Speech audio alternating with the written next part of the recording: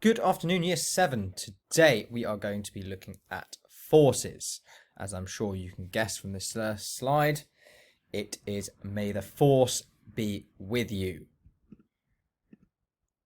So our learning objectives are, we want to be able to define a force and give its units, be able to draw and label correct force diagrams, including balanced, unbalanced and resultant forces, and also describe weight in terms of force and carry out some basic calculations. Looking ahead, over the rest of this half of term, I know it's not the most normal half term, however, this is our rough plan moving forward with forces. So today we're going to be looking at the introduction to forces. Later on in the week, we're going to be looking at forces and motion before we move on to friction. Then we look at density, looking at pressure, we look at Hooke's law, levers, and then moments. Okay, so that is our entire forces topic noted there for you to look at and read ahead if you want at any time. So to start us off today, you are going to be looking at a keywords worksheet. So could you please go back to Firefly and download the Word document labelled Forces Keywords. On this document, there are a load of words that are associated with forces, but they have been scrambled and put into a random order. Your task is to unscramble the words, write them in the boxes, and then save the document. Back to our notes. So you need to make sure you have created a Word document. You can title it Introduction to Forces. And as you can see on the slide, there is a pencil in the bottom left-hand corner, which means we need to take notes on this slide. Like with any topic, we always try and start with a definition to help us understand what exactly a force is. So, the definition for a force is it is either a push, pull, or twist. Now, forces are measured in newtons, which is determined by a capital N. Not a small n, it must be a capital. Now, these forces can be measured using something called a force meter, which is also known as a spring balance or Newton meter. You may have seen these or even used them before. Make sure all that information on that slide is written in your notes, please. The next slide now talks about what a force can actually do to an object. If you think about forces around you, if you were to push a ball, that ball might speed up.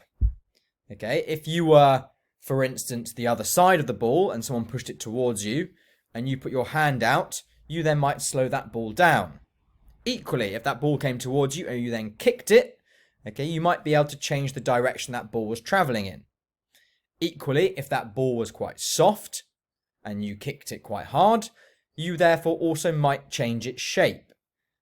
So a force can cause an object to either speed up, slow down, change direction, or even change shape. Make sure you've written those 4 down in your notes, please. On this slide, you get to decide if the following are pushes, pulls, or twists. Now, you don't need to write this down. I just want you to read through them and think what type of force happens during these instances. So for writing on paper, I'll give you a hint and an idea of what we're looking for. Writing on paper is going to be a pushing force. You have to push the lead or nib of your pen or pencil onto the paper to be able to write. So work your way through and determine what type of force occurs in all of those different instances. In science, as I'm sure you know, we really like drawing diagrams, but we are also very specific when we draw our diagrams, and we always have rules about how we want you to draw those diagrams. So, when we are looking at force diagrams, there are some rules that you must adhere to. I would like you to write these down in your book so you can remind yourselves at all times what those rules are. And they are as following. The arrows should always be from the center of the object.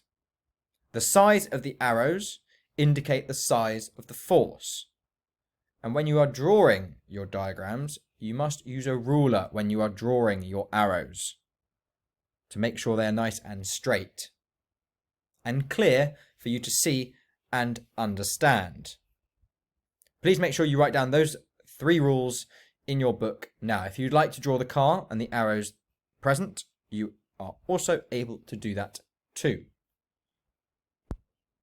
So we have looked at what types of forces there are, and now we are going to look at balanced forces and unbalanced forces. For instance, the block on the top half of the diagram has a force of 5 newtons to the right and a force of 5 newtons to the left. These forces are therefore balanced, and consequently the box is not in motion. Okay, it is not moving, it is stationary. Okay, it's stationary because the forces are balanced. Now, underneath, where it says unbalanced forces, you can see that there is a 10 Newton force to the right and only a 5 Newton force to the left. Therefore, the forces are unbalanced, and because the force to the right is more than the force to the left, the object moves towards the right. Now, the overall force on the object is called the resultant force. So in this case, the diagram at the bottom, the overall force or the resultant force is 5 newtons to the right. Now I'd like you to draw that diagram in your books and also write the sentence on the right hand side as well. Make sure you draw your diagram in pencil and use a ruler if you're doing this on paper. If not, you are doing it on computer, make sure the lines are straight and make sure it is labelled as well, please. The next slide that you come to is a slide which has what I can describe as 2 vehicles. Okay, now the top vehicle has a right hand force of 60 newtons and another right hand force of 30 newtons. So therefore, the resultant force, which is the overall force, would be 60 plus 30, which hopefully you wrote down as 90 newtons to the right hand side. Moving down, we have another vehicle with a right hand force of 30 newtons, a left hand force of 10 newtons. Therefore, the resultant force would be 30 newtons minus the 10 newtons. So therefore, our resultant force would be 20 newtons to the right.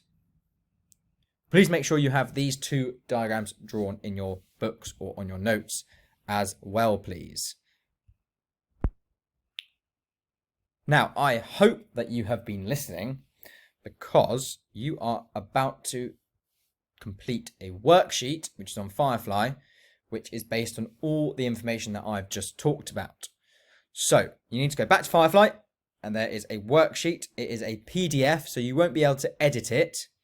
But what I suggest is you write your answers on a Word document or by hand, because the next slide of the PowerPoint will contain the answers so that you can check your work to see if you've got the answers correct. Remember, if there's anything you are unsure about or you get stuck on or are confused with, then please make sure you answer or ask those questions, in the correct channel on Firefly. And your teacher will be able to give you some advice and hopefully answer any queries you might have. Once you have completed your worksheet and you have used the answers below to mark your work and check that your answers are correct, you can then watch the video that I'm going to link onto Firefly. Once all this is done, take a look at the video and then you are done for today. Thank you very much. I will see you all tomorrow. Have a good afternoon.